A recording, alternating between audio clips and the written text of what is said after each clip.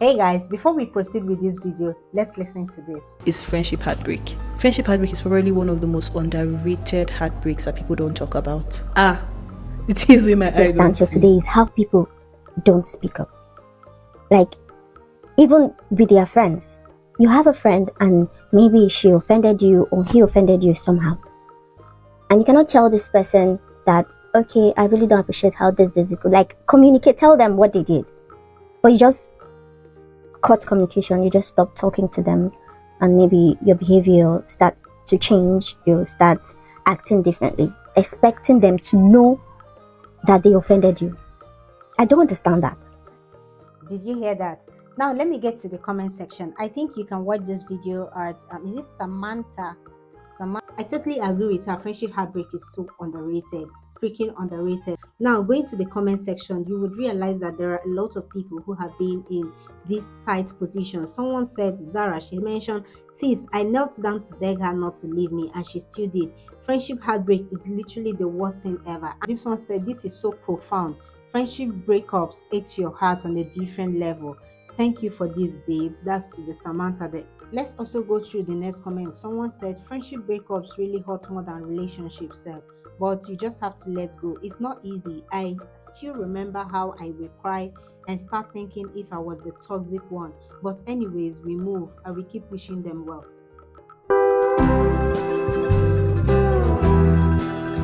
Hello guys, good morning, good afternoon, good evening, depending on when you are watching this video. If it's your first time seeing this beautiful face, of course, okay, I am Helen Nello, and in this channel we do lots and lots of things. Please kindly join the premium team, join our besties community, okay? Yes, and you're welcome. It's a safe zone. I'm pretty sure you're gonna enjoy most of the videos I'll be dishing out soonest, and of course my previous videos. All right, so join the premium gang. We're gonna be happy to have you. In today's video, we're speaking on friendship.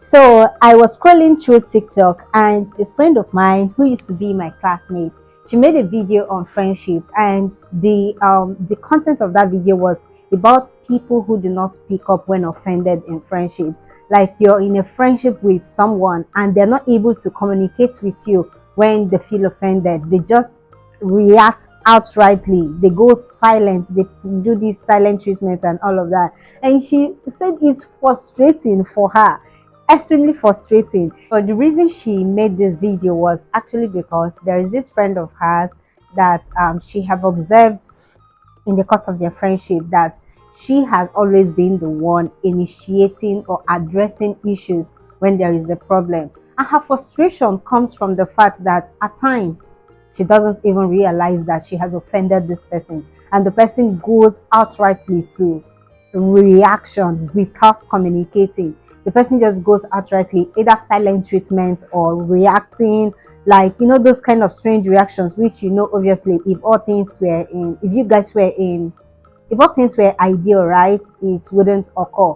And it's now left for you to figure out, what could I have done wrong? Did I do anything wrong? But even if I did, she didn't tell me. So what exactly is it that is causing the strange behaviors? And she has addressed this topic in the sense that she has communicated with this person. If I did something wrong to you, it's always better you let me know. I don't read minds, for crying out loud. Let me know. I don't read minds. These are just very trivial things, but let me know about them so that they don't amount to something that has no resolution. You understand? Like, you were supposed to read your mind to understand that you offended them, or you didn't laugh at a joke, or you actually made them uncomfortable in one way or the other without them literally communicating. This is not funny. But the reason why it sounds funny is because this thing doesn't add up. It does not add up. It's outrightly insane. You don't tell me I've offended you and you want me to just look at you, and barely by looking at you, I should know, read in your mind that I might have done something wrong to you. Okay, so back to seriousness, right? I'm going to be speaking on 2 points. The first point would be on the reason why these people behave this way, right? Some factors that could be attributed to these things. And the second reason would be on the reason why such behavior can be extremely toxic, especially in a healthy friendship, or a friendship that used to be very healthy. I absolutely believe that one of the reasons why people do not communicate their feelings, especially in friendships, is just because of their personality, right? Some people naturally try their best to avoid confrontation, like they avoid conflict. They don't see themselves as someone that can actually approach you and seek for clarification. Do you get that? Why some prefer to be silent and avoid conflict than to directly address issues. You get that? Another reason is fear. This set of people, they are scared to communicate their feelings, right? On the things bothering them. They are scared that when they communicate their feelings, they may not be heard. Sometimes they do not even believe within themselves that their own feelings are valid. And sometimes they are scared that when they communicate their worries, or when they try to address issues concerning the friendship, that it puts the friendship at risk, and they just decide to avoid the conflict completely, right, and remain silent. So another issue here could be past experiences. When friends express their grievances and it didn't go well as planned, right, in their previous friendships, they just tend to remain silent. They are not able to communicate it in the present friendship. Environment, upbringing, uncertainty on how to actually communicate, these things could be some of the factors that can cause someone not to be able to communicate effectively with their friends, right? Some people actually do not know how to communicate when offended, and they feel like by avoiding the issue completely and maybe going on outright silent treatment, that they are actually preserving the harmony of that friendship, which obviously in the real sense, this is very, very toxic. Another point could be insecurity. Oh my goodness, some people are freaking unsafe in their own personality. Insecurity has different shades. There are different shades of it. And the funny thing is that people who are really insecure about themselves, they most likely deny it. They most likely do not accept it. They'll be like, what am I insecure about? So while I understand all of these highlighted factors, right, I would still point out that this is not the best approach, especially when you have been in a healthy friendship with someone. You've established friendship for so many years with someone. As a matter of fact, keeping silent and not communicating your true feelings to a friend of yours, right, is actually absurd, and this can be very unfair. It is so immature, and in most cases it can be toxic, because you keep leaving the other end feeling frustrated. What exactly have I done wrong? Like, you keep making them overthink over and over again. And the most times is that sometimes these things are trivial. They're not trivial that you should be offended, right? They're they are trivial in the sense that if they are well communicated, a hug can solve the problem. I'm sorry can solve this problem. A simple apology can solve this problem. And that is what makes them trivial, in the sense that once they are being communicated, that a simple apology actually and the change of behavior of going forward can actually solve that problem. Sometimes it's just even a clarification. It might just be something that you needed a clarification from the other end, and is not basically like, I don't get, if you don't communicate with people, how do you want them to read your mind? Please, let's point out some of the reasons why this behavior could be very toxic. The first on the list is that you leave the other end frustrated. You leave the other end wondering on what he or she could have done wrong. You leave the other end overthinking. You leave the other end wondering on what is actually going on with you. The fact, as a matter of fact, sometimes you leave the other end thinking that you're going through hard times, when it's just something he or she might have done to you. Like, I'm here, I can apologize for that. You don't have to go through any hard time because of this. Tell me, I will apologize for it, right? Don't keep it to yourself. You leave the other end actually thinking that maybe you're going, like someone is intimidating you somewhere, or it's just a lot of overthinking. It's a lot of overthinking. And this is toxic. This has a lot to do with your mental health. It's very, very toxic. If you establish a friendship with someone, be fair to them. Be fair to communicate with them. Be fair to listen to them when they communicate. And be fair to say, I am sorry. When they say I am sorry, be fair to accept it. It's And in some situations where you ask someone, did you actually communicate these feelings to this friend of yours? Did you tell her exactly what she did to you? You hear the other end saying they'll make it about themselves. Or you hear the other end saying, I don't think she will think my feelings are valid. Or they just make up so many excuses. Don't think for her. Don't think for him. Just say it from your own end. Ensure you've closed the loop. I've communicated to you. Then it's your reaction that determines if okay, do you understand? It's very, very important. Don't paint that person as a toxic person to others, to people around you. The truth is that you never communicated your feelings to this person. And without making an effort towards resolution, you deemed it right to act strangely as a coping mechanism, right? And that friend of yours, in most cases, is totally unaware of what he or she may have done. Is that not torturing? That is absolute torturing. That's torturing. NEPA has taken the lights. You get that? That's why it's torturing, just like NEPA. So it's actually insane for you to drop every friendship at the slightest provocation. Like, it just doesn't make sense, right? Female friendships are really powerful. Genuine female friendships cannot be traded with anything literally, okay? And the thing here is that I know that my friends, Abino and Joy, I know we've been friends since 2012, right? When we got into uni, and we've been friends till now. I know at all times they have my back. These two people have significant influence in my life while I was in school and even after. I know that these are their strengths, these are their weaknesses. It does not mean that we do not have some rocky situations. We do. But discernment, this, like, I don't know how I'm going to put it, but I can't treat this friendship. I can't want it to fail at any slightest provocation. I can't move on. It's not pride. No. If we've stood the test of time, at this point, there should be nothing. There is nothing we cannot talk over. There is nothing we cannot communicate. And in some situations, even when you don't speak every day, there is this underlying strong bond you have with this person.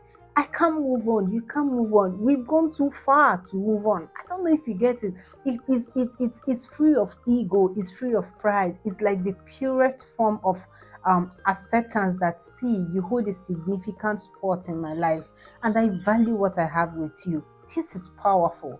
It's powerful. It's not about me not communicating my feelings for us to preserve the harmony of our friendship. No, it is healthy. I communicate my feelings with you at every point in time where I think there is a bit of a strain. I'm expecting you to also do the same. Do you understand? And that is exactly what it is. I'm putting discernment too in consideration, in the sense that there are times I know full well that you're going through a hard time personally, and not even as a cause of our friendship, right? And I can't count on those little wrongs that you have done, because you are going through a hard time on your own. This is just, it's just discernment. It's just about the significance of a friendship to you.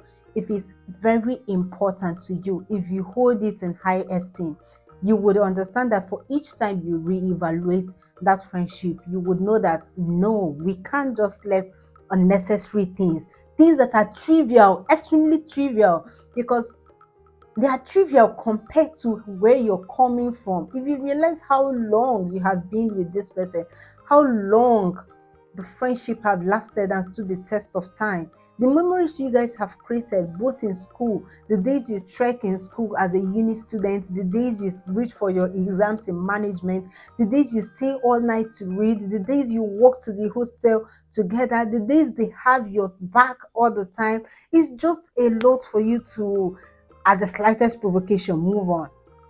It's no. And the reason why I'm mentioning Abin and Joy is because these people are highly secured in their own personality. They have, is healthy. I lack words to express how it is right now, but it's healthy. There is no insecurity of any type. I know where your strength is.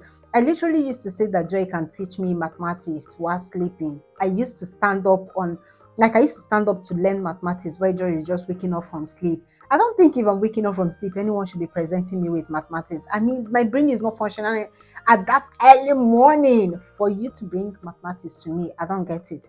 Do you understand me? You just know the strengths, leverage on these strengths. She taught me maths almost all through my days in school. And this set of friends are very smart. Just know their strength, leverage on that. That's what friendships are, where you are not going so good that I can come in and I just don't know what else to say again. But you see people who are insecure, it has different shades. You can actually call them some slacks and choose not to address some issues at sensitive points in their life because you are applying discernment basically. But that does not mean that for every time there is an issue that you take outright reaction and silent treatment as your mechanism. In this situation, if this is always what you do, this is torturing, this is torturing, this is witchcraft. And let me just be honest with you, right? It's toxic. And the first step to toxicity is for you, the first step to healing when it comes to toxicity is acceptance. Accepting that you are intentionally causing stress and strain in the friendship. Accepting that your refusal to communicating is torturing and toxic to your friendship. Accepting that because you chose the other person to read your mind, which obviously in my head should be witchcraft, right? Because you chose the other person to read your mind, if they don't get to read your mind very well, right? You have to do what? Swing immediately to silent treatment or outright reaction, or in fact, moving on. You can do better. You can do better. We can all do better. We can do better. See, I just feel like we can always learn and unlearn and relearn. There are a lot of things. We can unlearn bad behaviors. We can learn good ones. These things are just, this is the age where you cannot burn bridges. I don't know, you get it. You can't just keep burning bridges because you don't want to communicate your feelings to someone. And because of that, don't worry, let me just move on. Any little thing, you just move on. Any little thing. At the end of the day, the more you grow, your cycle gets is really tight, right? Exactly. You end up getting to moving on, and when you look around, you're just seeing only yourself. Some of these established friendships, especially friendships of many years, they are golden. They are golden. If 20 people are classmates, the 20 of them cannot be friends. But then if there is that one person that you're friends with for a very long time, till the end of ages, and you're getting towards the end of end of the gate, and you say, okay, this person has, let me just move on. So, in conclusion, if you are the one that is always initiating conversations, discussions, whenever you notice like a kind of a strain or stress in a friendship, reevaluate the significance of that friendship, right? If you are the one who is always initiating these things, try to reevaluate. Maybe the other person does not, maybe you're just in a friendship alone. You're not even with the other person in your head, in their head. Do you understand? Reevaluate the significance of this friendship. If the person's first coping mechanism is silent treatment, or they just start acting strange, this will take a toll on your mental health in the long run.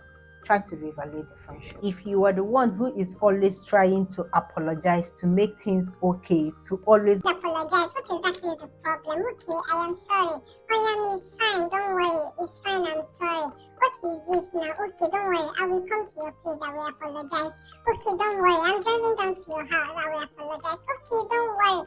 If you're the one who is always apologizing, reevaluate the friendship again.